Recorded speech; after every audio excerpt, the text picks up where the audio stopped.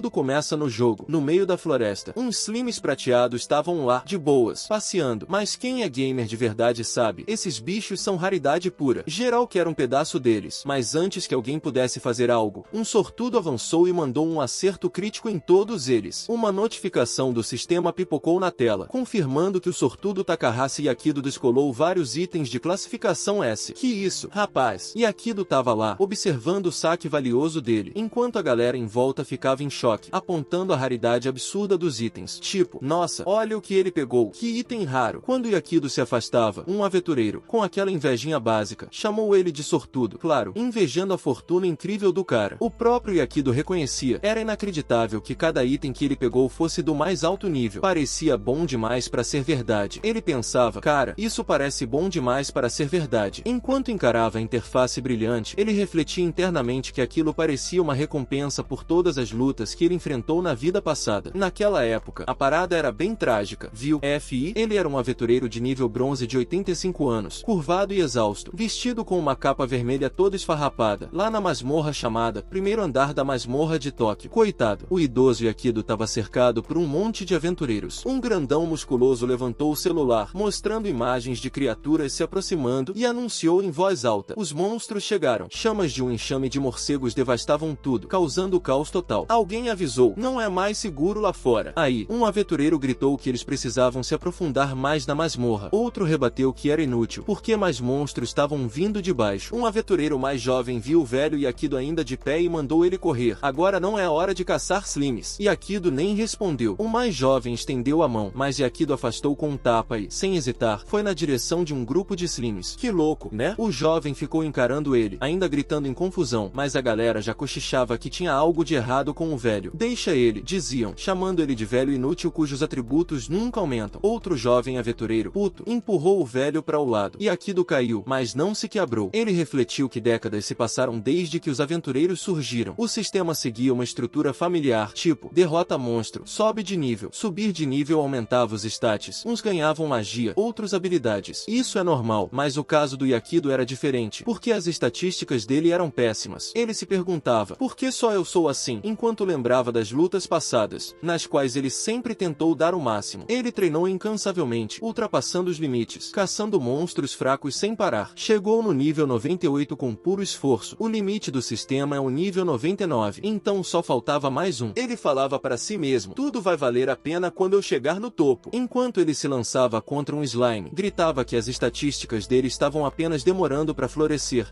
acreditando que o nível final mudaria tudo. Enquanto lutava contra o slime, ele rangia os dentes, gritando que tinha que ser verdade. Assim que venceu, uma notificação pipocou. Você atingiu o nível 99. A respiração dele tremia enquanto ele sussurrava finalmente. As mãos tremiam, olhando para a tela brilhante. Ele acreditava, esse é o momento em que tudo muda. Lágrimas escorriam pelo rosto dele, e ele implorava ao sistema que o recompensasse por todas as dificuldades. Com a voz desesperada, uma notificação final apareceu, mostrando que a força dele aumentou em 1. Ao ver isso, ele caiu de joelhos enquanto a verdade se instalava, fazendo com que a raiva o dominasse. Ele gritou com o sistema, perguntando, tudo foi em vão. Que humilhação, rapaziada. O desespero o esmagou tanto que até a voz dele embargou enquanto ele exigia uma resposta. Mas ao redor, só os olhos vermelhos e famintos dos monstros que aguardavam a morte dele. O corpo pesava enquanto os membros se recusavam a se mover. Ele não tinha mais esperança. Toda aquela vida foi simplesmente horrível. Todos o desprezavam. Ele não conseguiu salvar a mãe, que sempre o prezou. Ele até acabou destruindo a felicidade da única irmãzinha. Então, ele ficou feliz, de certa forma, que aquela porra horrível tinha acabado. Mas aí, a tela do sistema pisca em vermelho com uma notificação de emergência. Ocorreu um erro fatal no sistema de status de Takahashi Yuko. Que isso, rapaz? Um patch de reparo de emergência foi implantado, iniciando à força uma reversão na vida dele. À medida que a correção entrava em vigor, uma camada oculta do sistema foi desbloqueada, revelando parâmetros que antes eram inacessíveis. Num movimento sem precedentes, o sistema deu uma enorme compensação pela falha, como um pedido de desculpas pelos erros que atormentaram a existência dele. A consciência de Yukito se agitou. O ambiente ao redor dele se dissolveu da escuridão para um espaço claro e desconhecido. Takahashi Yakido olhou em volta, confuso, enquanto processava o que acabou de acontecer. A recepcionista sorriu calorosamente para ele enquanto informava que, daquele momento em diante, ele era um aventureiro. A mente dele disparou, tentando entender a situação. Então ele perguntou hesitantemente se havia algo errado. Mas a recepcionista o tranquilizou, dizendo que estava tudo tudo em ordem. Confuso, ele rapidamente negou qualquer problema e agradeceu antes de se afastar. Encontrou um canto tranquilo e pegou o celular. A data exibida na tela, 15 de março. Este foi o dia exato em que ele se registrou como aventureiro pela primeira vez na vida passada. Ele lembrou de ter visto o bônus de status pouco antes de morrer e se perguntou o que aconteceu. Ao chamar a tela de status, ela apareceu exatamente como estava quando ele abriu, mas, desta vez, para sua surpresa, ele conseguiu rolar a tela para baixo. A curiosidade falou mais alto, e ele deslizou para baixo para ver algo chocante. As outras estatísticas dele permaneceram inalteradas, mas a estatística de sorte estava no máximo, 99,99. Isso é uma loucura, rapaziada. A sorte sempre foi um parâmetro invisível e oculto, e para alguém que suportou 70 anos de infortúnio, essa nova vantagem parecia surreal. Determinado a confirmar se essa sorte realmente impactava a vida dele, ele decidiu ir à caça de slimes. Ele entrou na masmorra de Tóquio, onde a visão de slimes azuis pulando na grama lhe trouxe uma estranha sensação de conforto. Quando estava prestes a começar a caçada, os olhos aguçados dele captaram uma anomalia, um slime prateado, um monstro ultra raro que ele havia encontrado apenas uma vez na vida anterior, só para vê-lo escapar num instante. Determinado a não deixá-lo escapar novamente, ele preparou a arma. Ele sabia que esse monstro rendia uma quantidade enorme de pontos de experiência, mas era notoriamente famoso por suas fugas rápidas. Ele precisava de apenas mais um passo para atingir o slime com o ataque, mas, de repente, uma flecha atingiu o chão perto dele. Uma voz distante se desculpou apressadamente, alegando que o tiro falhou, mas os piores medos dele se tornaram realidade enquanto ele observava o slime prateado tremer de pânico. Agora parecia que a oportunidade única podia escapar novamente, mas no momento seguinte, o slime se virou de repente e lançou um ataque. Chocado por estar sendo agressivo em vez de escapar, Yakido, vendo uma brecha, atacou com toda a força. A arma dele perfurou diretamente o núcleo do slime prateado. Conforme o slime se rompia, ele sentiu a onda de experiência o percorrendo, subindo de nível instantaneamente várias vezes. No entanto, a vitória dele teve um custo. A arma dele também se estilhaçou com o impacto. Ele reconheceu a resistência do slime prateado e fez uma anotação mental para adquirir uma arma melhor. Mas antes que pudesse lamentar a perda, uma luz radiante brilhou no local onde o slime estava. Ele observou, maravilhado, um item se materializar à sua frente. A descrença o invadiu ao perceber o que era. Um item de nível S e uma arma. Que isso? FI. Ao pegá-la, ele se maravilhava com o artesanato da grande espada do slime prateado. Verificando os detalhes, ela ostentava alto poder de ataque, mas tinha 30% de chance de errar, uma característica herdada da natureza evasiva do slime prateado. Segurando a arma nas mãos, ele sorriu, pensando consigo mesmo que este era um começo incrível. Encorajado por essa sorte inesperada, ele se preparou para continuar a caçada. No entanto, antes que pudesse avançar, ele foi novamente pego de surpresa por mais slimes prateados que surgiram à sua frente. Atordoado, ele se perguntou se estava sonhando, já que encontrar um desses monstros na vida passada era quase impossível. No entanto, antes que ele pudesse processar sua sorte, os slimes repentinamente o atacaram em uníssono. Percebendo que não tinha escolha a não ser lutar, ele se preparou, reconhecendo que acertar todos de uma vez seria um desafio, especialmente com uma arma com grande chance de errar. Mas, apesar das adversidades, ele se recusou a recuar. Após derrotar com sucesso os 4 slimes prateados, ele refletiu sobre o triunfo e comentou que, de alguma forma, conseguiu derrotar todos eles. O espólio brilhante dos slimes caídos chamou a atenção dele enquanto ele examinava as recompensas com uma expressão satisfeita. Ele continuou caçando por mais uma hora, totalmente imerso no novo sucesso. Em um breve momento cômico, ele se viu em uma situação quase surreal, exclamando enquanto mais um slime prateado aparecia diante dele. Caramba, que sorte é essa, meu guri? A quantidade de encontros o deixou perplexo, mas animado. Depois de coletar itens raros de cada slime prateado que encontrou,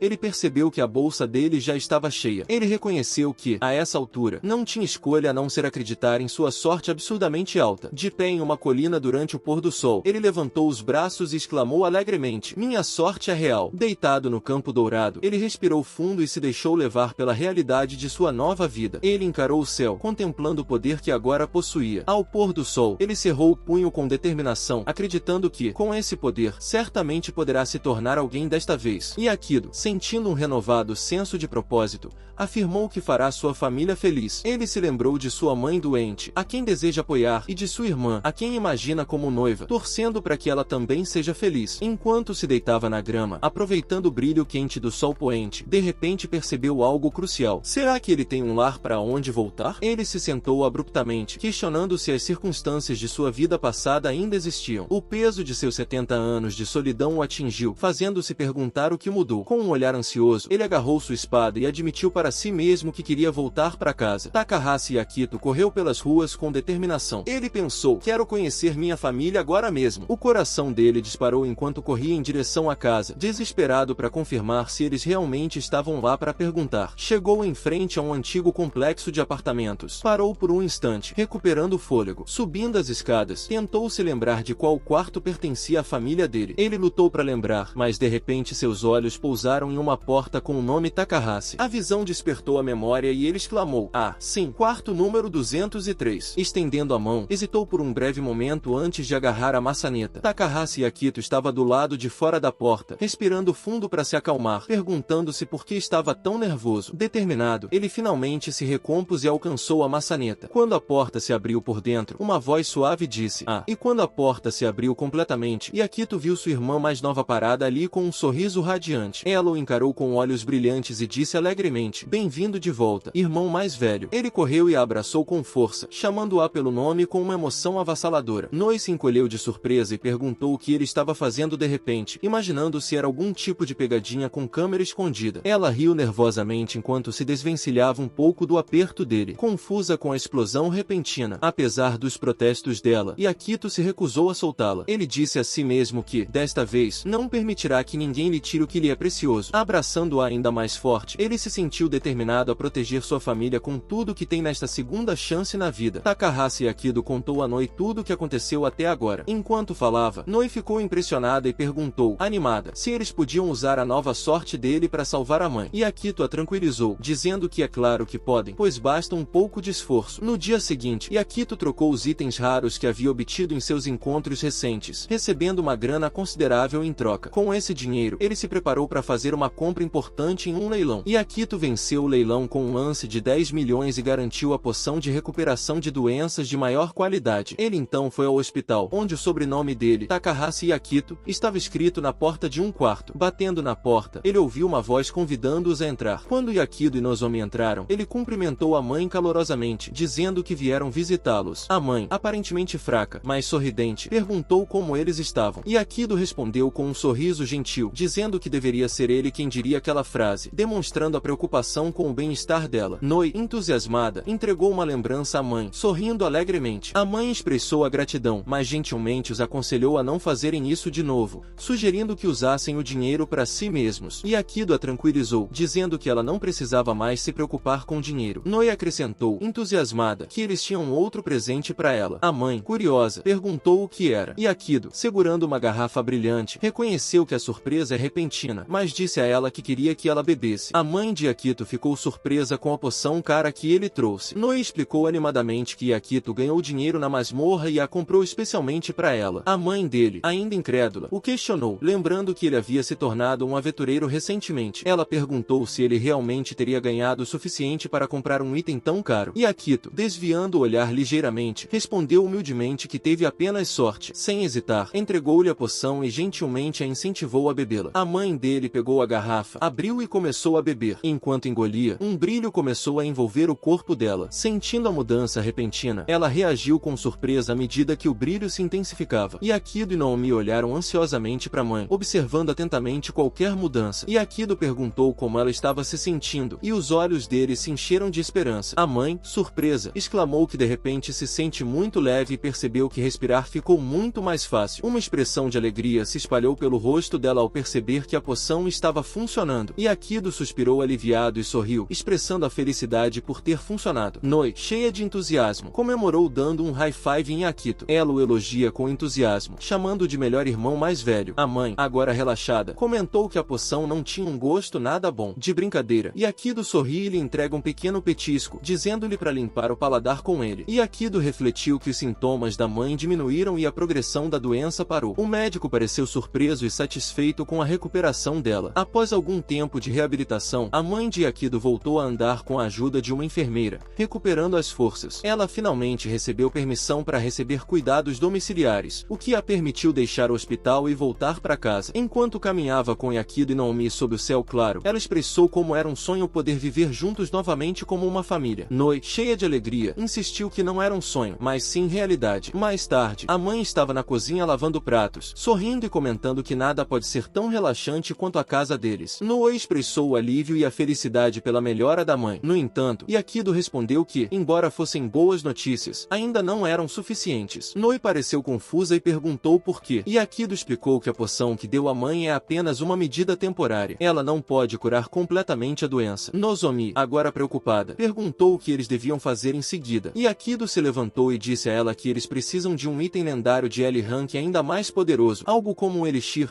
uma poção lendária conhecida por suas propriedades curativas milagrosas. Noe contou a Yakido que viu informações na TV sobre o Elixir, mencionando que os melhores aventureiros do mundo foram os que o encontraram. Yakido explicou que o Elixir tem efeitos chocantes, capazes até de curar alguém à beira da morte. O Elixir só aparece nos andares abaixo dos 50 da masmorra e é impossível comprá-lo. Noe perguntou a Yakido se era um item único, e ele confirmou que sim. Itens únicos são itens especiais que só podem ser usados por quem os obtém, enfatizando que tal glória só pode ser alcançada derrotando um ser poderoso. Noe então questionou se o fato de não poder ser comprado com dinheiro significava que eles mesmos precisam obtê-lo. Yakido respondeu sem hesitar, confirmando que eles realmente precisam conseguir isso sozinhos. Enquanto Nomi lavava a louça ao lado da mãe e do irmão, ela se virou e perguntou a Yakido se ele consegue descer além do 50º andar da masmorra. Yakido casualmente virou um garfo e respondeu que normalmente é impossível, acrescentando que, se tentasse, morreria como um cachorro. Que isso? F.I. Noe reagiu em choque, exclamando incrédula e questionando se isso significava que era realmente impossível. Yakido sorriu e esclareceu que disse apenas normalmente. Ele então refletiu sobre as próprias habilidades, reconhecendo que o poder que lhe foi dado não é apenas sorte. Ele também lembrou de possuir o conhecimento de sua vida passada, o que lhe confere uma vantagem única. Yakido lembra que o Elixir pode aparecer nos andares superiores, mas conhece uma rara exceção. O monstro-chefe do 20º andar, o Golem Ancestral, é uma dessas fontes. Essa entidade poderosa possui um item único, o Elixir, que pode curar qualquer doença,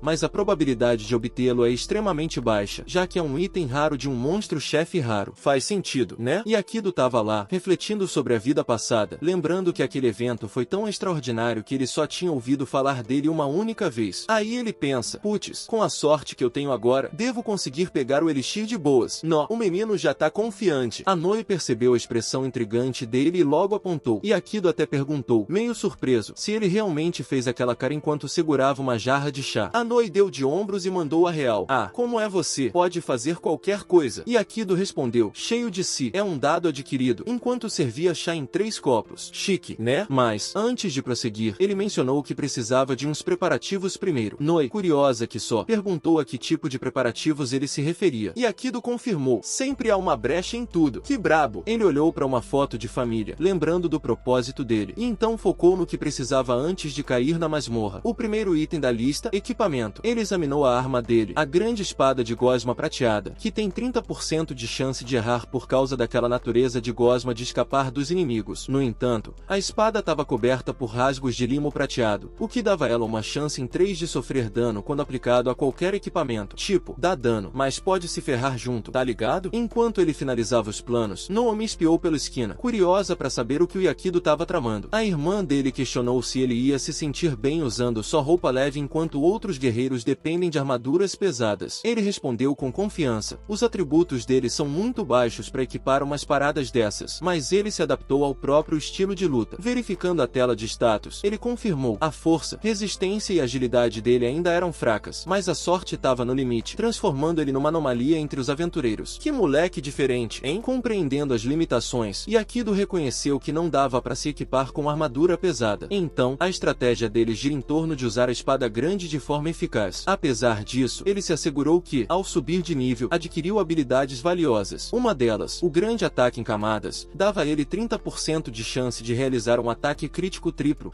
uma habilidade que compensava a falta de poder bruto dele. O miserável é um gênio. Takahashi Yakido se preparou para partir para a masmorra quando a irmã perguntou se ele planejava aumentar os atributos. Ela começou a mencionar os monstros do 5º andar, mas parou. Enquanto Yakido imaginava a sinistra área da Coroa da Malícia, ela explicou que os monstros de lá dropam a rara fruta milagrosa. Yakido desceu as escadas, pronto para a jornada. A irmã dele demonstrou preocupação e pediu para ele tomar cuidado. Sorrindo, ela lhe entregou uma lancheira, lembrando que, embora as frutas pudessem saciá-lo, ele ainda precisava de uma refeição completa. Yakido aceitou a lancheira da irmã com um sorriso agradecido e guardou no inventário. Ele então se preparou para sair, afirmando que estava de saída. A irmã dele se despediu, dizendo que o veria mais tarde. Que foi? fofa. Ao chegar à masmorra, Yakido adentrou uma floresta escura e sinistra, cheia de plantas estranhas e fungos brilhantes. Ele observou uma flor ameaçadora com aparência carnívora. Percebendo os perigos que a espreitavam, olhando para a imponente árvore ancestral, ele reconheceu que tinha chegado ao 5º andar da masmorra de Tóquio, especificamente a seção da coroa de Alice, pronto para enfrentar quaisquer desafios que o aguardavam. Ele observou que este andar está cheio de monstros do tipo planta, o que pode facilitar a perda de caminho. No entanto, como ainda é uma camada rasa e já conquistada por outros aventureiros, ele acredita que não enfrentaria muitas dificuldades enquanto tivesse o mapa dele. Logo, ele chegou ao formigueiro e identificou os monstros que se destacam em táticas de emboscada usando mimetismo. As formigas bandeja pareciam árvores comuns, mas o disfarce delas não era perfeito. Enquanto se movia cautelosamente, ele se preparou para enfrentar as criaturas, ciente da fraqueza delas em sua imitação imperfeita. Yakido analisou as fraquezas das formigas bandeja, notando que as folhas delas não tinham nervuras e as raízes cresciam numa direção não natural. Que observador! Ele atacou rapidamente com a grande espada, desferindo um golpe preciso. Quando um de seus projéteis atingiu uma formiga bandeja disfarçada, a criatura se revelou. O enorme monstro árvore rompeu do chão, seus olhos vermelhos brilhando ameaçadoramente enquanto se elevava sobre ele. Yakido sorriu, preparando-se para lançar o contra-ataque. É a hora do show.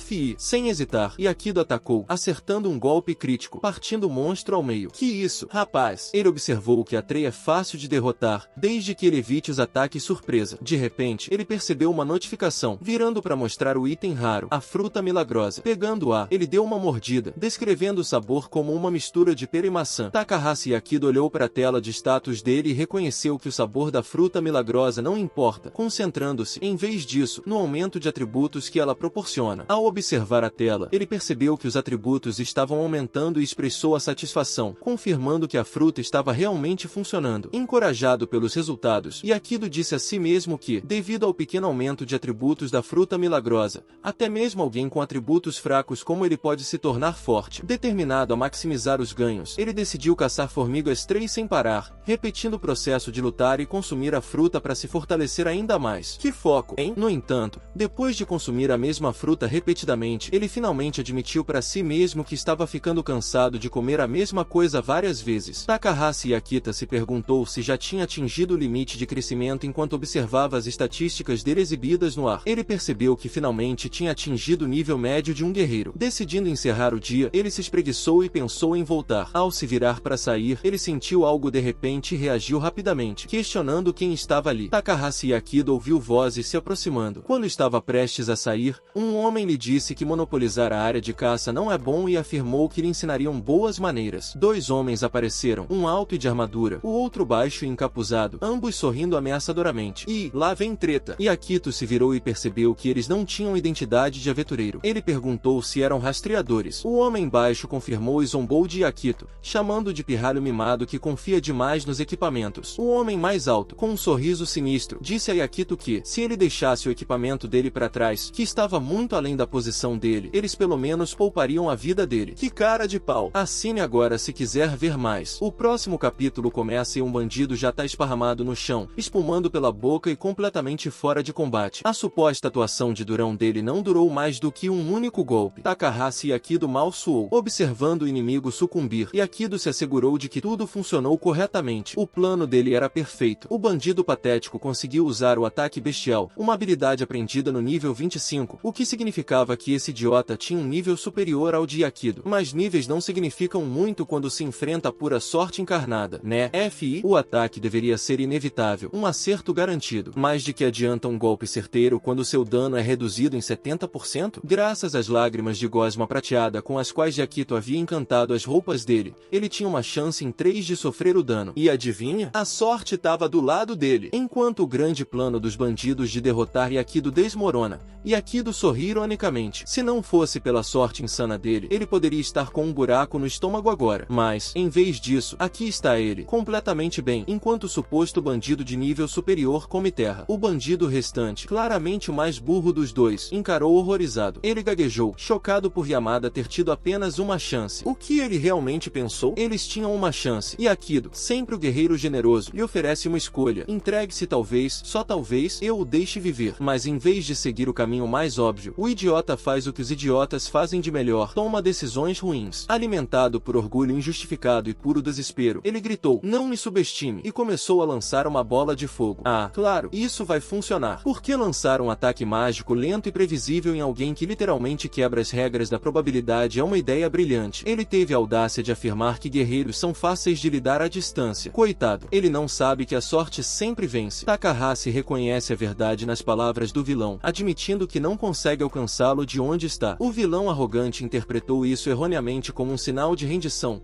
zombando e questionando se Takahashi já estava desistindo. Mas Takahashi, despreocupado e tranquilo como sempre, negou rapidamente a alegação e enfiou a mão no inventário. Com calma e confiança, Takahashi empunhou uma arma e declarou a escolha dele. Ele também usará um cajado, revelando um cajado lindamente trabalhado, adornado com diversas flores e folhas. O vilão caiu na gargalhada arrogante, achando graça do que Takahashi considerou uma tolice. Com um sorriso irônico, o vilão perguntou condescendentemente a Takahashi se ele ao menos sabia que tipo de arma estava segurando. Takahashi, nada impressionado, balançou o cajado casualmente e confirmou que sim. Ele então explicou que a arma se chama Cajado do Absurdo, um achado raro que ele havia encontrado antes. O vilão, ainda convencido de sua superioridade, zombou da arma e zombou internamente de Takahashi, chamando-o de amador. Ele se lembrou, presunçoso, de que, embora o cajado de bobagem seja raro, é, em última análise, um pedaço de lixo que ativa magia aleatoriamente, tornando-o completamente inseguro em uma luta real. Mas o que esse idiota ainda não percebeu é que, nas mãos de Takahashi, até bobagens aleatórias se tornam uma força da natureza. A estatística de sorte dele não está apenas no máximo, é uma intervenção divina em si. O vilão se tranquilizou dizendo que o cajado não é confiável. As chances de fracasso superam em muito o potencial de sucesso. Ele calculou que há 40% de chance de falhar completamente, 30% de chance de conjurar magia de nível iniciante e apenas 9% de chance de invocar magia de nível intermediário. Com essas probabilidades, ele acreditou presunçosamente que Takahashi já tinha perdido. Enquanto Takahashi se preparava para usar o cajado, o vilão permaneceu arrogante, convencido de que, mesmo que Takahashi conseguisse lançar um feitiço, ele não seria capaz de igualar seu ataque de bola de fogo aprimorado. Sabendo que o poder mágico dele é potencializado por equipamentos especiais, o que tornava o ataque mais forte, ele se convenceu de sua vitória iminente, declarando corajosamente que a vitória dele era garantida. Takahashi, no entanto, permaneceu calmo, girando o cajado enquanto a loteria mágica começava. O oponente dele, acreditando plenamente que tinha vantagem, iniciou o ataque com uma demonstração quase teatral de excesso de confiança. Ele lançou uma enorme bola de fogo. Convencido de que este seria o golpe final, Takahashi observou o excesso de confiança do oponente atingir o ápice. O vilão sorriu, acreditando que já tinha vencido, mas Takahashi permaneceu impassível. Com um sorriso calmo, ele finalmente reconheceu que o vilão mordeu a isca, dizendo que também terminou de preparar seu movimento. Ele agarrou o cajado sem sentido. Energia o envolveu enquanto ele o ativava. O vilão, ainda em meio às suas próprias ilusões, observou em choque enquanto a seleção mágica de Takahashi revelou um meteoro,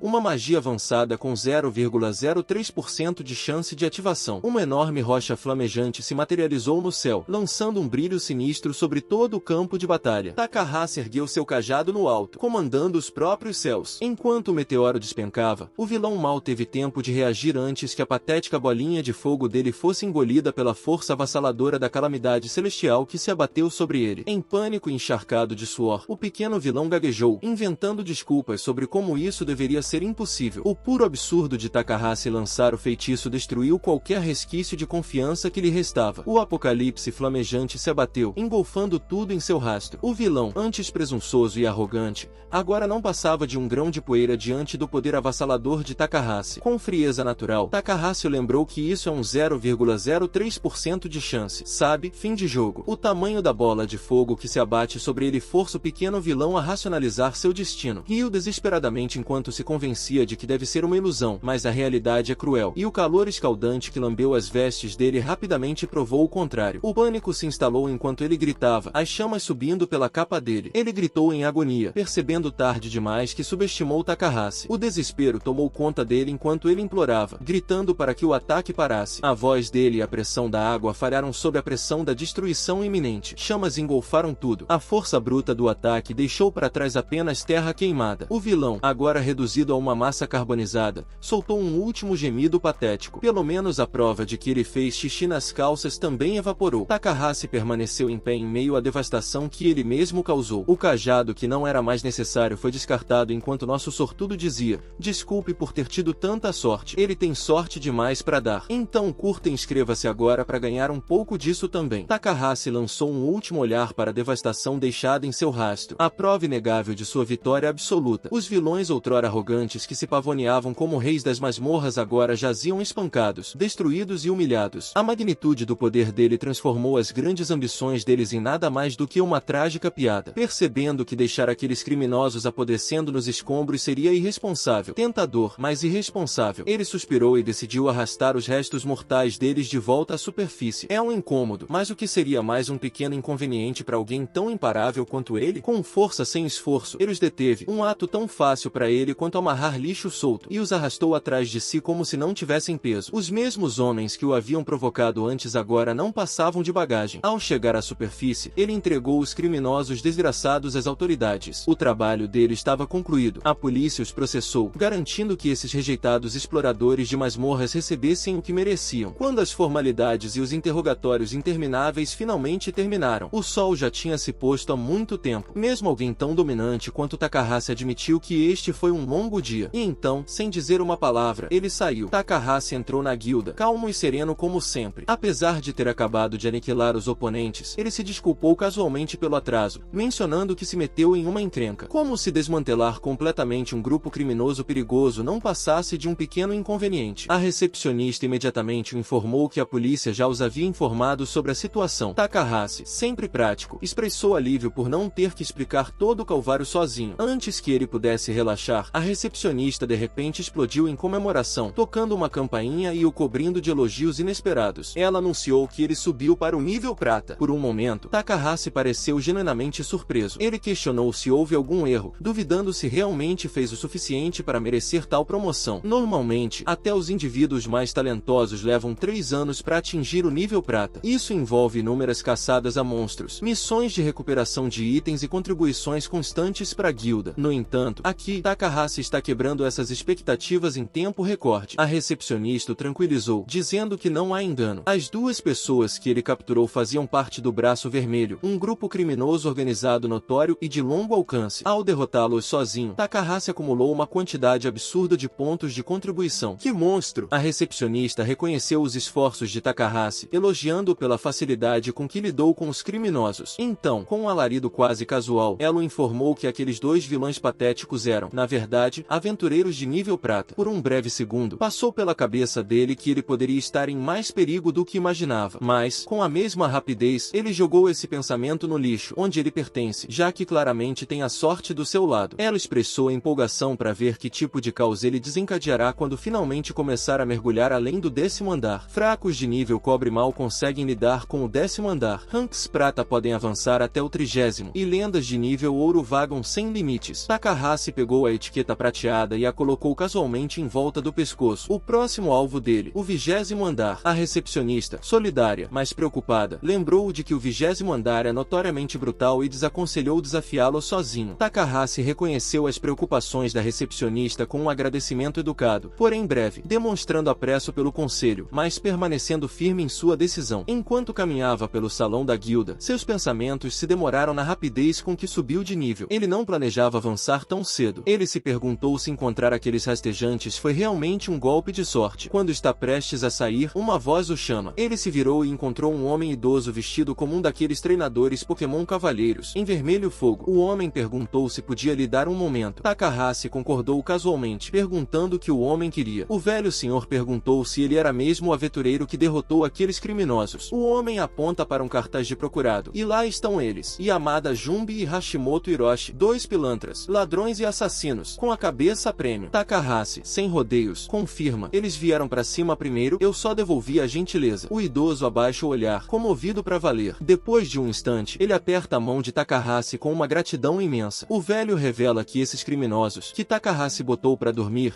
foram os responsáveis pelo assassinato do seu filho. Esses caras eram intocáveis, fugiam até da polícia, mas Takahashi, sozinho, deu um jeito. Nosso herói tenta diminuir o feito, dizendo que só estava fazendo o dever de aventureiro. Só que o velho não aceita e, com uma reverência profunda, agradece do fundo do coração. Ele finalmente pode visitar o túmulo do filho com boas notícias. A justiça foi feita. Que momento! Enquanto o velho se afasta, Takahashi reflete sobre algo estranho. Na vida passada, ele nunca tinha recebido agradecimentos. Um calorzinho bom percorre ele. Uma sensação nova. Seus pensamentos o levam de volta a um mundo à beira da destruição. Um colapso colapso inevitável que o esperava. Caos, monstros, desespero. Quando ele entendeu a dimensão do problema, já era tarde. Mas agora, não é tarde. Takahashi se questiona se deve agir, já que sabe o que vem pela frente. Ele se controla, lembrando-se de não se apressar. Ele sabe que não tem força para mudar o mundo inteiro sozinho. Deixando os pensamentos pesados de lado, ele foca em um objetivo inabalável: salvar sua mãe. Essa é a prioridade máxima. Em um esconderijo mal iluminado, um bandido furioso soca a mesa, xingando pra caramba. Ele não se conforma que Yamada e Hashimoto, dois caras de nível prata, foram derrotados tão fácil. A frustração cresce quando ele percebe as consequências do fracasso deles. Sem eles, vai ser mais difícil controlar os outros subordinados. E pior, a perda deles o deixa na pior financeiramente. Ele não vai conseguir pagar o imposto pro chefão, o que o coloca numa situação ainda mais perigosa. Com os olhos injetados de sangue fixos num jornal com a foto de Takahashi Yuko, ele sente um ódio visceral. Ele jura vingança, com a voz cheia de veneno, declarando que Takahashi não vai escapar impune. Apesar da raiva, um brilho de hesitação surge em seus olhos. Ele sabe que Takahashi não é um aventureiro qualquer. O cara derrotou sozinho dois criminosos experientes, com força de nível prata. O pensamento o deixa cauteloso, mas não apaga sua sede de sangue. O ego dele se recusa a recuar. Determinado, ele se levanta, murmurando que, por mais forte que Takahashi seja, ele tem seus próprios métodos. Ele coloca um capuz branco e sorri maliciosamente. A luz da fogueira cintila no rosto dele enquanto ele ri sozinho, convencido de que a sorte de Takahashi finalmente acabou. Takahashi chega ao 15º andar, imponente contra o terreno acidentado e ensolarado. Este lugar, o solitário pico da Montanha da Morte, não é para os fracos, nem para os bandidos covardes que se acham fortes em grupo. Com caminhos sinuosos, perigosos e quedas mortais, é uma prova de fogo. Só os verdadeiramente habilidosos sobrevivem aqui. Takahashi avista um grupo de aventureiros. Ele nota como a geografia atrai os despreparados. Aqui, o trabalho em equipe é uma desvantagem. Este andar é conhecido não só pelos perigos naturais, mas também pela escória que se esconde nas sombras, atacando os desesperados. Um esconderijo perfeito para covardes que não durariam um segundo numa luta justa. Que azar para eles. O pior pesadelo deles acabou de chegar. Com um sorriso irônico, Takahashi se move, jogando a arma à frente para testar o terreno. Enquanto lutadores menos experientes hesitariam, calculando cada passo com medo, ele se move com confiança, adaptando-se instantaneamente. Sua lâmina aterrissa com um baque poderoso, e no instante seguinte, ele já está em movimento. Um monstro aviano gigante de repente se lança em sua direção, com as garras afiadas. Imperturbável, Takahashi agarra sua arma e encara a criatura de frente. Seu objetivo é claro. Ele vai aprimorar suas habilidades, ultrapassar seus limites e se preparar para o desafio do 20º andar. Cada batalha é só mais um passo para seu objetivo. Este é o campo de treinamento perfeito para ele subir de nível. Ele se lembra do plano inicial de caçar slimes prateados para ganhar experiência, mas eles pararam de aparecer. Percebendo que precisa de outro método, ele decide compensar com pura quantidade. Se o método eficiente sumiu, ele simplesmente vai derrotar tudo em seu caminho. Ele enfrenta uma variedade de criaturas, monstros rochosos gigantes e ferozes feras parecidas com ursos. Cada encontro desafia ainda mais, aprimorando seus reflexos e aumentando sua força. A presença de Takahashi no 15º andar não passa despercebida. O idiota encapuzado, espreitando nas sombras, o reconhece na hora, com o rosto contorcido de irritação. Ele se enfurece com a audácia de Takahashi invadir seu território, chamando de convencido por ousar existir no mesmo espaço. Apesar da arrogância, o vilão se contém, decidindo que um ataque direto não é necessário, pelo menos por enquanto. Ele observa, enrolando o tempo como um bandido de terceira categoria, na esperança de uma emboscada fácil. Takahashi, enquanto isso, segue na dele, completamente alheio, ou mais provavelmente, completamente desinteressado, ao verme que se contorce na escuridão. Enquanto Takahashi monta acampamento, o vilão se exalta como um gênio. Ele conclui que Takahashi vai ficar por ali um tempo e, num momento de autoimportância cômica, declara dramaticamente que teve uma ótima ideia. Com um sorriso sinistro, ele garante que Takahashi nem precisa ser derrubado diretamente. Ah, não, isso seria fácil demais. Em vez disso, ele foge sob a luz da lua vermelha, totalmente convencido de que sua vantagem de jogar em casa lhe dará a vitória. Esse cara se acha um gênio tático, usando o ecossistema de monstros a seu favor. Ele executa um plano brilhante para reduzir o número de predadores e aumentar o número de presas. Como um vilão de RPG de estratégia de baixo orçamento, ele começa a abater pássaros gigantes para desestabilizar a cadeia alimentar, preparando o terreno para uma infestação descontrolada de insetos gigantes. Os monstros que ele encoraja começam a crescer rapidamente, fervilhando e se reproduzindo sem controle. Agarrando sua arma com força, o vilão encapuzado murmura para si mesmo que finalmente chegou a hora. Ele se tranquiliza, acreditando que o que está prestes a acontecer não passa de um infeliz acidente. Um aventureiro azarado sendo pego por uma onda onda de horrores invisíveis que o cercam, chegando à beira de um poço. Ele comenta como é conveniente que ninguém questione os eventos que estão por vir. Se não há testemunhas, não há crime. Abaixo dele, os sons fracos de cliques e movimentos dos monstros ficam mais altos. Com um sorriso irônico, ele tira uma pequena bolsa do cinto e a examina. O item em suas mãos é um pó repelente de insetos de nível C, que impedirá os monstros de atacá-lo, direcionando a agressão deles para outro lugar. Tudo está indo exatamente como planejado. Ele joga o pó e, em seguida, rapidamente revira o chão, fazendo com que os destroços caiam no poço. Ele se inclina, observando com satisfação as criaturas começarem a se mexer. Ele chama isso de toque final, enquanto o enorme enxame de insetos monstruosos irrompe do fosso, com seus gritos agudos preenchendo o ar. Ele os incita triunfalmente a caçar seu alvo. Referindo-se a Takahashi com desprezo, ele ordena que as criaturas devorem seu inimigo inteiro, sem deixar nenhum osso. Takahashi corta uma fera com um golpe preciso. De repente, houve um zumbido incomum atrás de si. O zumbido fraco fica mais alto, e seus instintos se aguçam. Curioso e cauteloso, Takahashi olha para cima, examinando os arredores. Ele se pergunta o que é esse som. À medida que avança, uma massa escura começa a surgir à distância. Um enxame de criaturas de asas negras surge como uma tempestade viva, inicialmente confundindo-as com nuvens. Takahashi logo corrige seus pensamentos. Não é um fenômeno natural. Ele entende imediatamente: um enxame de salteadores da morte, predadores monstruosos parecidos com insetos, está se aproximando. Reconhecendo a quantidade imensa, Takahashi agarra sua arma com força. Ele sabe que enfrentá-los sozinho é suicídio. Esta não é uma batalha que ele possa vencer pela força. Tomando uma decisão em uma fração de segundo, ele se vira e corre dos monstros, o que é esperado em um lugar como este. O enxame o persegue, enchendo o ar como uma maré negra de destruição. Enquanto corre, ele reconhece o inevitável. Ele precisa de aliados. O 15º andar pode ter sido um campo de treinamento perfeito para um lutador solo, mas até ele tem limites. Ele pensa em onde encontrar um ponto de encontro para aventureiros. Enquanto considera suas opções, algo lhe vem à mente. Ele se lembra de um detalhe que pode mudar o curso desta batalha. Takahashi se lembra de sua vida passada, que deveria haver uma base de suprimentos em algum lugar neste andar. A base triangular da montanha facilitou a limpeza do pico solitário da Montanha da Morte. Ela também é conhecida como Caverna de Terra Vermelha. No entanto, Takahashi está intrigado. Ele revisa suas anotações e o arquivo de instruções, mas não encontra menção a essa suposta base. Algo em sua missão não parece certo. Ele finalmente se vê diante de uma montanha imponente e irregular. Ele salta e que sai em um enorme sapo grotesco. Examinando a superfície rochosa à sua frente, nota uma sutil diferença na cor do solo, sugerindo uma entrada escondida. Ele grita alto, alertando sobre o pânico causado por monstros e implorando por ajuda, testando se alguém dentro da base responderá. Enquanto Takahashi olha para o céu, uma densa nuvem de insetos se aproxima, causando-lhe um arrepio na espinha. Ele reconhece a ameaça e decide que não há tempo a perder. Declarando que é uma emergência, Takahashi brande sua arma com força,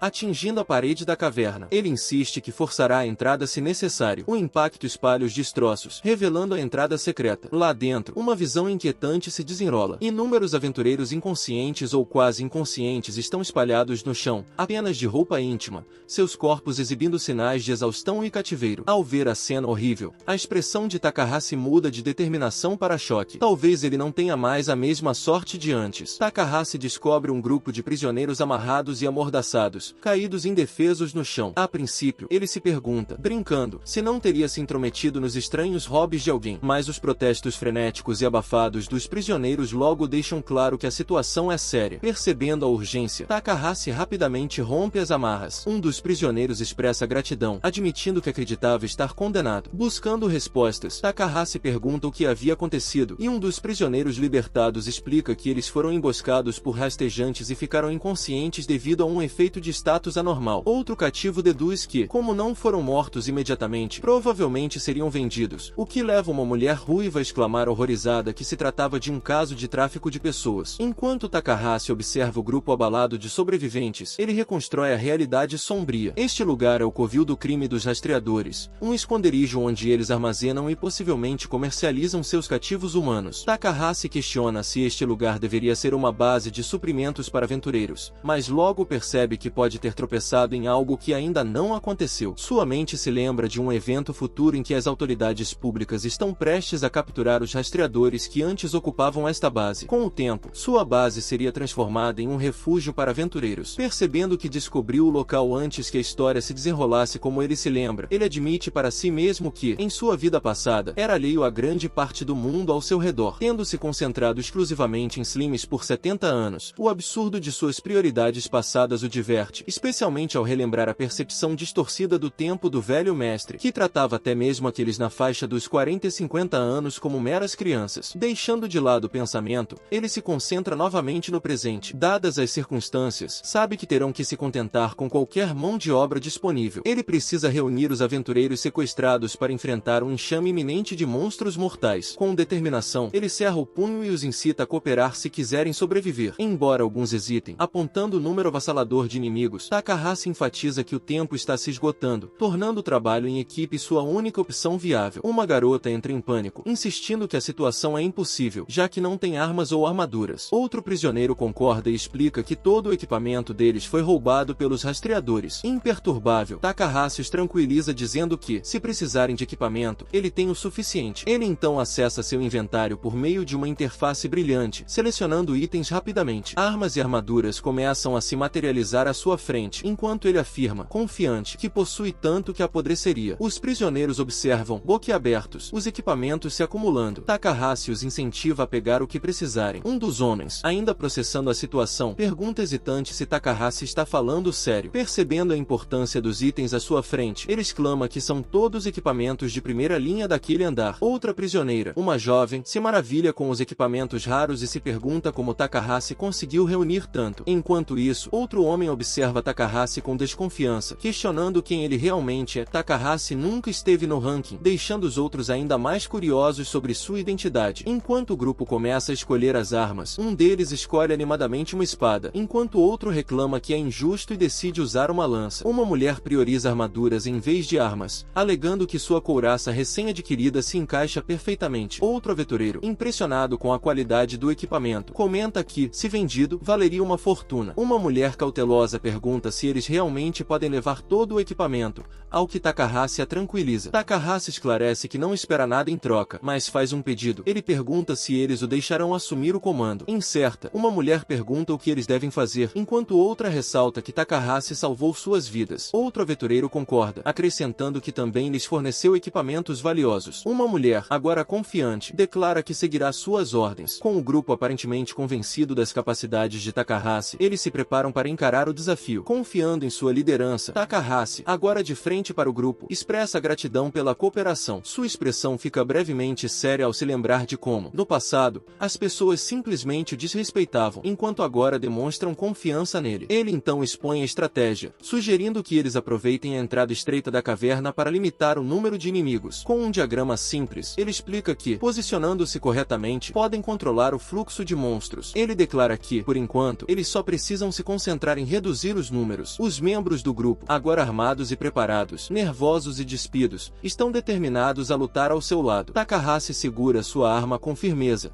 seu sorriso confiante refletindo sua prontidão para a batalha. Sua arma brilha com uma energia azul brilhante, simbolizando sua força e determinação. Com uma postura imponente, ele anuncia que é hora da batalha, reunindo o grupo atrás de si. Os monstros continuam avançando enquanto Takahashi ataca sem parar. Não importa quantos ele derrube, eles fervilham como mosquitos implacáveis. Os outros lutam com todas as forças, tentando destruir o máximo possível. No entanto, a horda de insetos é simplesmente vasta demais. A exaustão começa a se instalar em todos, e os mosquitos não dão sinais de que vão parar. Takahashi percebe, assim como os outros, que eles parecem não ter fim. Fica dolorosamente claro que essa estratégia de luta não está funcionando. Nesse ritmo, não há esperança de vencer um enxame tão avassalador. Então, de repente, a situação piora. O teto começa a desabar ao redor deles. Takahashi grita para que todos recuem imediatamente, mas os avisa para manterem a formação. Enquanto correm, o enxame os persegue. Os destroços que caem perturbam alguns dos insetos, mas eles permanecem focados apenas em suas presas. Se isso continuar, a montanha inteira pode desabar. O espaço está se esgotando, e o grupo está perto de ser dominado. As coisas parecem sombrias, e parece que não há chance de sobrevivência. Num olhar desesperado ao redor, Takahashi percebe que estão dentro de uma mina abandonada e instável. Ele se lembra de que isso pode significar que os rastreadores deixaram explosivos para expandir sua base. Talvez seja o golpe de sorte que eles precisam. Examinando rapidamente a área, ele avista o que parecem ser explosivos e percebe que poderiam usá-los. Sem hesitar, Takahashi grita para todos, avisando que há dinamite espalhada por ali e incitando-os a começar a procurar imediatamente. Todos imediatamente começam a procurar, embora ainda não tenham certeza do que fazer com os explosivos. Eles sabem que a dinamite pode ser usada como arma, mas, no caos da situação atual, não tem um plano claro. Apesar disso, continuam lutando desesperadamente contra os salteadores da morte. A batalha se arrasta por várias horas, durante as quais quase 2/3 da montanha triangular são destruídos, mas o enxame não dá sinais de que vai parar. Por fim, eles se veem completamente encurralados. Sua resistência se esvai, e até mesmo as paredes ao redor parecem improváveis de resistir por muito mais tempo. Percebendo a urgência, Takahashi olha ao redor e decide que não tem escolha agora. Ele precisa fazer isso. Ele chama a todos, pedindo que entreguem toda a dinamite que encontraram. Um por um, os outros jogam seus explosivos em sua direção. Enquanto cooperam, expressam suas dúvidas, dizendo que mesmo com toda a dinamite, provavelmente não será suficiente para exterminar o enxame. Os monstros continuam vindo, não importa quantos eles derrotem. Então, essas explosões podem parecer como jogar água em pedras quentes, mas Takahashi não planeja explodir os monstros diretamente. Seu plano é diferente. Ele pretende usar a dinamite para destruir o penhasco e soterrar o enxame sob ele. Ele entende como monstros com baixa inteligência tendem a priorizar alvos que representam a maior ameaça. Em outras palavras, eles naturalmente mirarão naquele que mais matou, o próprio Takahashi. Pois é, meus guri, a ideia era essa, atrair tudo para ele, onde a dinamite estava concentrada. Do nada, outro desmoronamento, e o teto tá por um fio. Takahashi, na lata, corre, rapaziada. Uns ficam na dúvida, ele vai morrer com esses gafanhotos desgraçados? Será que essa porra vai dar certo? Afinal, guerreiro não usa explosivo, né? Mas Takahashi só manda, confia em mim. E como ele previu, o enxame inteiro avança na direção dele. E naquele momento, meu camarada, Takahashi sabe que tem hora que o homem precisa arriscar. E essa hora, FI tinha chegado. Sem nem pensar duas vezes, ele aperta o botão para ativar todas as 13 bananas de dinamite. E enquanto faz isso, se joga do penhasco, xingando aqueles gafanhotos malditos. Uma notificação do sistema pipoca na hora. Como ele não tinha habilidade de aptidão explosiva, a chance de dar bom era de só 50%. Sendo guerreiro, as chances de explodir as bombas já eram baixas. Mas com a sorte dele lá no alto, ele ainda acreditava que ia dar certo. Mas aí, mais uma notificação. Os itens eram rudimentares, o que reduzia a chance de sucesso para míseros 25%. Takahashi começa a rezar, na esperança de que, contra todas as probabilidades, funcionasse. E então o sistema confirma, uso bem-sucedido. Funcionou! Explosões irrompem, engolindo tudo em fogo e caos. Os monstros são consumidos pela explosão, as formações deles viram pó. Enquanto isso, Takahashi ainda tá caindo. Então ele começa a usar os destroços para controlar e desacelerar a queda. Num movimento rápido, ele manda ver o golpe em camadas com a espada para abrir mais espaço lá embaixo. Mas um gafanhoto teimoso pra caramba ainda estava vivo, provavelmente querendo vingar o enxame. Mas Takahashi não ia deixar barato. Ele manda um ataque bestial poderoso, acertando um golpe crítico que o manda pro espaço na hora. Mesmo assim, o esforço sugou o resto do gás dele. Parecia que não ia conseguir parar a queda a tempo. Desesperado, tentou cravar a espada na encosta do penhasco para se ancorar, mas não aguentou. Ele queria um pouco mais de força. Felizmente, no último instante, uma corda é jogada na direção dele. A galera consegue puxar ele de volta para cima. A ravina lá embaixo, que antes estava lotada de salteadores da morte, uns 10.000, agora estava coberta com os restos deles. Contra tudo e contra todos, Takahashi tinha vencido a aposta. Ele salvou todo mundo, e até eles ficaram surpresos de não ter tido uma única baixa, mesmo com o pânico monstro que rolou. Takahashi sorri aliviado, orgulhoso do que conseguiu, e o sistema confirma a vitória dele, avisando o número absurdo de salteadores da morte que ele exterminou. Isso dá a ele o título de exterminador, que aumenta o dano causado a monstros tipo inseto em 20%. O nível dele também sobe em 3, e ele ganha uma habilidade nova, Intuição do Guerreiro. O inimigo não acredita que Takahashi conseguiu conter o pânico dos monstros e até esmagar o Shinoi. Tudo isso é incrivelmente frustrante pro vilão. Do jeito que vai, o maior medo dele é ser eliminado pelos chefes. E tudo por causa daquele desgraçado do Takahashi, que se recusa a morrer. Num acesso de raiva, ele chega a quebrar a garrafa que tava bebendo. O cara tá mais que puto agora, completamente descontrolado. Pra ele, só tem um jeito, derrubar o Takahashi, custe o que custar, mesmo que isso signifique sacrificar tudo, até a própria vida. Enquanto isso, do lado do Takahashi, a moral dele foi lá pra cima. Até a recepcionista elogia ele por fazer uns feitos incríveis de novo e de novo. A galera ao redor reconhece ele na hora como o esmagador de montanhas e Akito Takahashi, o herói que acabou de salvar mais vidas. Muitos chegam nele com ofertas pra entrar nas guildas deles, loucos pra recrutar alguém do nível dele. Mas Takahashi recusa educadamente, dizendo que tá com pressa e não pode se dar ao luxo de ter companheiros agora. Apesar da vontade de todo mundo de se juntar a ele, ele sabe que se juntar a outros só ia complicar a jornada dele para pegar o Elixir. Em batalhas em grupo, a distribuição de recompensas é aleatória e a raridade dos itens dropados pelo pelos outros é baixa. Isso significa que a sorte dele não ia funcionar tão poderosa quanto de costume. Mesmo assim, ele tá de boa. Ele seguiu carreira solo na vida passada, e não tem por que mudar isso agora. Ao cair da noite, Takahashi e a família se reúnem para uma refeição daquelas. Ele incentiva todo mundo a comer à vontade, mas antes de comer, eles abaixam a cabeça em oração, agradecendo a Deus pela comida. Ao começar a comer, Takahashi saboreia o gosto nostálgico. Isso lembra de como, mesmo sendo pobres, eles nunca deixavam de celebrar ocasiões especiais. A irmã dele acha incrível que ele já esteja desafiando o 20º andar. A mãe, no entanto, tá preocupada. Ela ouviu dos vizinhos que é no 20º andar que tudo começa a mudar. A irmã de Takahashi também expressa preocupação, mencionando umas estatísticas que mostram que só uns 15% da galera consegue conquistar o 20º andar. A mãe, porém, repreende ela de leve, pedindo para não usar o celular na mesa. Takahashi tranquiliza a família, dizendo que tudo vai ficar bem, lembrando-os de todas as coisas que ele já conquistou. Enquanto a mãe lê uns recortes de jornal detalhando as conquistas dele, ela sorri, dizendo que tá feliz em vê-lo fazendo bem no mundo, mas mesmo assim não quer que o filho se esforce demais. Nenhuma mãe, ela diz, quer ver o filho se sacrificar pelos outros. Ao ouvir isso, Takahashi se lembra do destino dela na vida passada e responde calmamente que nenhuma criança quer ver os pais sofrerem. A mãe tenta protestar de novo, mas a irmã intervém e manda ela se acalmar, dizendo que não tem o que fazer. Afinal, o irmão dela é teimoso. Quando ele decide uma coisa, nenhuma alavanca move ele. A mãe ri e diz que essa parte dele é igualzinha à do pai. Takahashi então começa a comer, pedindo para a família parar de se preocupar com ele, porque ele tá fazendo isso porque quer. Com isso, a mãe e a irmã também começam a saborear a refeição. Takahashi reflete sobre como, na vida passada, ele não conseguiu salvar a mãe, e esse fracasso ainda parece uma facada no coração dele. Para apagar o passado e começar uma nova vida, ele sabe que precisa do elixir. Depois de terminar a refeição, ele reza de novo em gratidão antes de partir pro 20º andar da masmorra de Tóquio, a grande muralha além da física. À medida que ele avança, todos os monstros no caminho dele parecem inorgânicos e fracos, e ele passa por eles com facilidade. No entanto, ele ainda observa que assassinos impiedosos e de sangue frio são uma ameaça real. Enquanto mais monstros inorgânicos atacam de seus pontos cegos, ele nota que, embora não tenham emoção, o comportamento deles é altamente sistemático. Mesmo assim, a agilidade dele é mais que suficiente para mantê-lo vivo, e ele continua avançando sem hesitar. Um monstro poderoso, marcado por uma luz vermelha que indica perigo, surge na frente de Takahashi. É uma fera corpulenta, aparentemente do tipo que ataca de frente. Takahashi presume que ele tentará um ataque direto e acredita que, se conseguir analisar os padrões de ataque com precisão suficiente, poderá fazer um progresso significativo. Por enquanto, ele se concentra em se esquivar, evitando os golpes extremamente pesados e destrutivos do monstro, que destroem o chão em segundos. Mesmo assim, Takahashi acredita que pode derrotá-lo com precisão e velocidade usando seus ataques cortantes, rápidos, afiados e certeiros. Afinal, quanto maiores, mais dura é a queda. Finalmente, ele chega a um portão enorme e não perde tempo em abri-lo. Hoje marca o início da nova vida dele, e quando o portão se abre, uma nova luz, de esperança, brilha intensamente sobre ele. O portão enorme se abre para uma câmara gigantesca. Assim que Takahashi entra, os portões se fecham com força atrás dele, eliminando qualquer chance de fuga, pelo menos por enquanto. Então, de um círculo mágico vermelho no chão, emerge um monstro poderoso. É outro tipo inorgânico, mas este tá coberto de vegetação, como se viesse de uma era antiga, uma fusão de matéria orgânica e inorgânica. Este é o Golem Ancestral, o chefe do 20º andar. A criatura tem um exterior robusto e alto poder de ataque, mas é basicamente tudo o que possui. Takahashi, cheio de confiança, avança para desferir um golpe certeiro. Para um chefe, a velocidade dele é mediana, e ele não tem a mínima chance de se esquivar dos golpes precisos de Takahashi. Se ele continuar atacando, vai acabar atingindo o ponto fraco dele, o núcleo, e vencer. No entanto, uma figura sinistra observa e ri enquanto a batalha acontece. De repente, outro círculo mágico vermelho aparece e um segundo Golem Ancestral começa a surgir. Isso pega Takahashi completamente desprevenido. Ele não esperava um segundo chefe, especialmente com a porta trancada atrás dele. Ele desconfia da presença de um intruso, mas não sente ninguém por perto. Ainda assim, a situação parece muito proposital. Mesmo novatos não iriam desencadear acidentalmente um ataque duplo no meio de uma luta contra um chefe, especialmente no 20º andar. Então, do nada, uma faca voa na direção dele, mas Takahashi reage a tempo, desviando-a com um rápido golpe de espada. Agora ele tem certeza, não foi acidente. Tem mais alguém aqui. O vilão oculto, observando das sombras, tá frustrado que Takahashi reagiu tão rápido, mas sorri e saca outra faca. Pra ele, tanto faz. Ele ainda tem uma vantagem esmagadora. Quando soube que Takahashi estava tentando chegar naquele andar, pensou que o cara devia ser um bobo. Afinal, esse chefe não era alguém pra lutar sozinho. O vilão seguiu Takahashi Takahashi de propósito para desencadear a aparição do segundo chefe, para deixar as coisas ainda mais a favor dele. Ele também não precisava se preocupar em ser notado pelo chefe. Afinal, ele era um ladrão de alto nível com muito mais experiência que Takahashi, e as habilidades furtivas dele permitiam que ele apagasse completamente a presença. Uma dessas habilidades, Pés de Gato, permitia que ele se movesse silenciosamente sem fazer barulho. Ele continuou provocando o inimigo e, quando o chefe estava prestes a atacar, usou Travessia das Sombras para desaparecer, deixando Takahashi para lutar contra os monstros tanto pela frente quanto por trás. Para piorar a situação, o vilão também trouxe uma capa de invisibilidade, um item raro de nível S que reduzia significativamente a visibilidade dele, mesmo contra chefes. Confiante de que Takahashi não seria capaz de detectá-lo, ele transformou a batalha em uma disputa injusta de 3 contra 1. Das sombras, ele lançou facas envenenadas em Takahashi, acertando-o com facilidade. No entanto, o teste de eficácia do veneno falhou, algo que chocou o vilão. Ele não conseguia entender como o veneno tinha falhado. Será que Takahashi estava escondendo algum equipamento antiveneno debaixo daquela armadura leve? Mesmo assim, ele riu. Não importava. As facas eram só para manter Takahashi ocupado. Ele tinha mais truques na manga. Já tinha instalado armadilhas por toda a arena. A especialidade dele. Preferia confiar em si mesmo e nas armadilhas dele do que em aliados incompetentes que poderiam estragar tudo. Essas armadilhas nunca tinham falhado antes, e com tantas em ação, os movimentos de Takahashi estavam seriamente limitados. Dali em diante, tudo o que ele precisava fazer era deixar o chefe acabar com Takahashi. O vilão riu como um maníaco das sombras, completamente convencido de que o plano dele era perfeito. Takahashi luta com todas as suas forças contra os monstros enquanto o vilão se acomoda confortavelmente,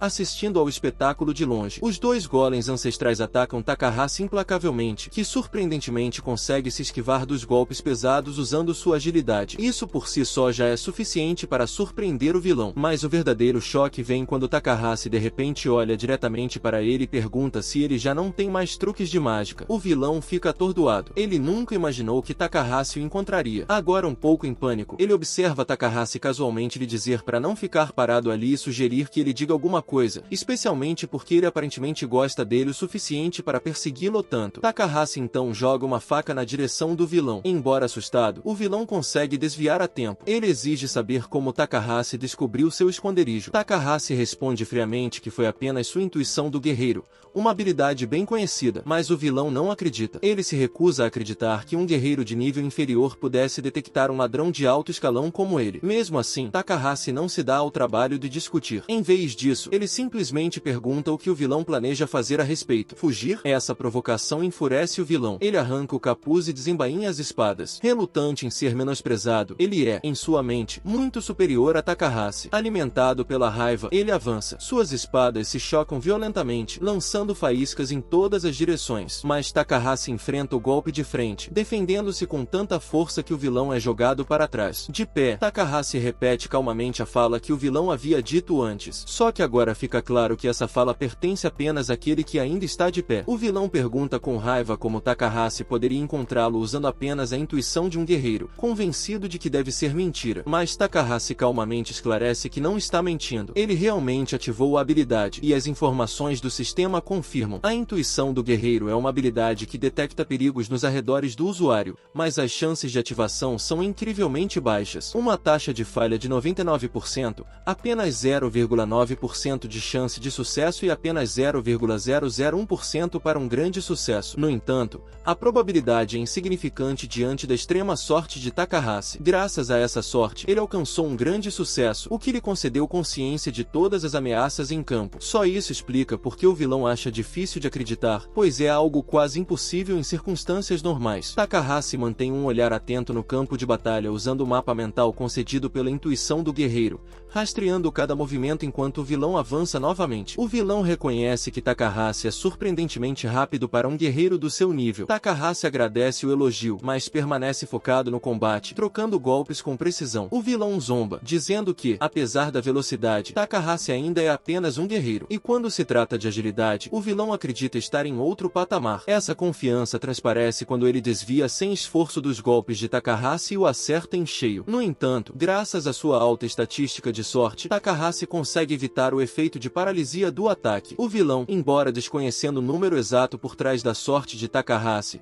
admite que também merece crédito por se preparar contra efeitos de status anormais. Com um movimento rápido, Takahashi tenta atacar o vilão pelas costas, mas o vilão ainda se esquiva, alegando que a situação de Takahashi está tão desesperadora quanto sempre. Isso até Takahashi ativar a ferrão da besta e sua espada começar a emitir uma cascata brilhante de faíscas, sinalizando uma mudança na batalha. O vilão imediatamente reconhece Bing como um golpe garantido, mas continua rindo, desviando confiantemente até mesmo desse ataque usando sua dança da borboleta. Isso começa a preocupar Takahashi, pois até mesmo um golpe supostamente garantido está errando o alvo. Quando duas habilidades conflitantes, como acerto garantido e esquiva perfeita, se chocam, o resultado, em última análise, depende das estatísticas, e, nesse aspecto, o vilão leva vantagem. Ele vence o confronto e continua pressionando, atacando implacavelmente Takahashi, que agora tem cortes por todo o corpo, zombando dele. O vilão se gaba que um guerreiro lento como Takahashi jamais conseguiria capturar alguém como ele, especialmente em uma arena onde os monstros-chefes também o atacam. Ele se vangloria de que o 20º andar é perfeito para ele. Ele pode brincar como quiser, mas, de repente, Takahashi consegue redirecionar um dos ataques do chefe para o vilão. Mesmo assim, o vilão apenas ri, afirmando que consegue desviar do chefe sem nem olhar. Ele se move em um padrão previsível, explica informações que qualquer um pode simplesmente comprar da guilda. Takahashi permanece em silêncio, optando por não responder. Ele concentra toda a sua atenção na luta. Embora a frustração comece a crescer, ele vem sofrendo danos não apenas do vilão, mas também das armadilhas espalhadas pela arena. O vilão então o provoca novamente, perguntando se ele já percebeu que não há irregularidades no 20º andar, o que significa que, aos seus olhos, a luta já estava decidida no momento em que ele começou a se preparar. Com um sorriso irônico, o vilão libera a agudeza do escorpião. Takahashi rapidamente ergue a espada para bloquear, mas a força do golpe é avassaladora. Ele é arremessado contra a parede, e sua arma cai ruidosamente no chão. Enquanto começa a suar, atordoado e ferido, o vilão surge acima dele, confiante de que este é o fim. Ele ergue a lâmina, totalmente determinado a terminar a luta. Quando o vilão anuncia o fim de Takahashi, Takahashi grita de repente, mas depois muda de expressão e diz que estava só brincando. Com um sorriso irônico, ele interage com um tijolo próximo que começa a brilhar, fazendo com que uma esfera enorme apareça ao redor do vilão. O vilão imediatamente a reconhece como uma armadilha gravitacional e percebe que agora está preso nela. Takahashi zomba dele, lembrando-se de como o vilão havia afirmado com confiança que não havia irregularidades, quando agora claramente havia uma. O vilão se debate, incapaz até mesmo de mover a boca corretamente sob a pressão esmagadora. Ele tenta questionar o que Takahashi quer dizer, mas sua voz é quase ininteligível. Takahashi explica calmamente que as informações que o vilão tinha só eram aplicadas em condições normais. Eles nunca imaginaram que algum idiota se intrometesse em uma batalha contra um chefe no meio da luta. Agora o vilão entende, mas isso não o impede de ficar furioso. Enquanto isso, os chefes Golem se reativam e, enquanto Takahashi habilmente se esquiva dos golpes, ele aponta a ironia. Um ladrão autoproclamado não percebeu uma armadilha escondida de alto nível. O vilão, enfurecido e humilhado, grita em negação, mas antes que possa fazer qualquer coisa, os chefes voltam a atenção para ele. Um deles o acerta com força, lançando-o para fora da esfera gravitacional e contra uma parede. O golpe é devastador. Enquanto ele fica ali, atordoado, o Golem o agarra e causa ainda mais dano. O vilão pensa, incrédulo, como tudo deu tão errado. Nem mesmo suas habilidades avançadas de busca conseguiram detectar aquela armadilha. Agora completamente mobilizado,